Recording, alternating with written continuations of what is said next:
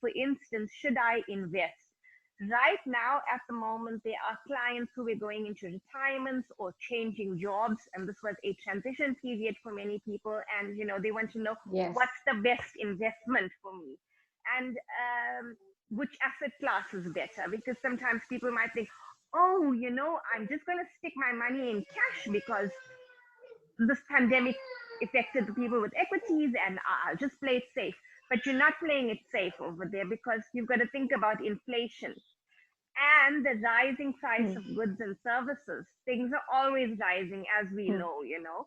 So Oh, 100%. Yes. so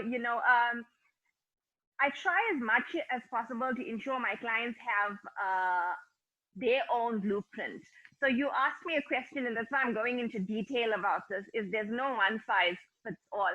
So it just depends Fits on all. the circumstances.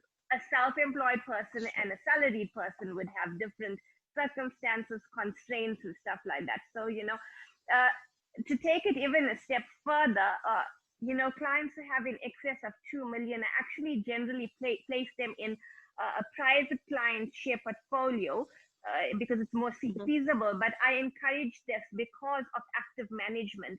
And what I'm trying to say basically is the only thing that's guaranteed is change. Nothing else. You can't guarantee the markets. You can't guarantee anything. So to have active management, so it depends on the size of our savings and stuff like that. You mentioned yesterday, which is a good rule of thumb, that we should have at least 3 to 6 months worth of income in the event of Yeah, something happening. Gershi, just to, that might have been a good comment for me, but that was actually you.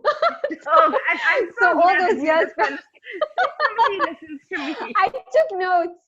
Although we were both guest speaking at that conference, I did take notes at what you were saying, and you said have at least a 3 to 6 months cushion for yourself. Yes. And like I said, I heard that particular speech of yours at the perfect time, because like I said, my company had just started out and I was growing substantially. That year was a massive growth for me, and at the back of my mind I kept saying, just make sure you have enough, to and every time I grew in terms of staff and office space, I ensured that I had the cushion at every Well time, because done. that was actually your advice. Well Yeah, done. to Oh, keep I'm glad. I'm to glad. keep a Well cushion. done. Because things happen. Life happens. Um, some businesses are affected by the slowdown in the economy. You could have a sickness, never mind the coronavirus, something could happen in the Mhm. family. So life happens. So salaried employees may think, oh, I don't have to worry about this because I'll continue to get my salary. But what happens in the event that the economy slows down with this coronavirus, for instance, and you're retrenched? You still have living expenses, Yes. you still have food and your electricity and maybe your bond and everything else that goes on. And I think that we must be Yes, mindful and that, Geshe, just like, yeah, Geshe, just you said at the beginning, ripple effect, and I know we spoke about this offline.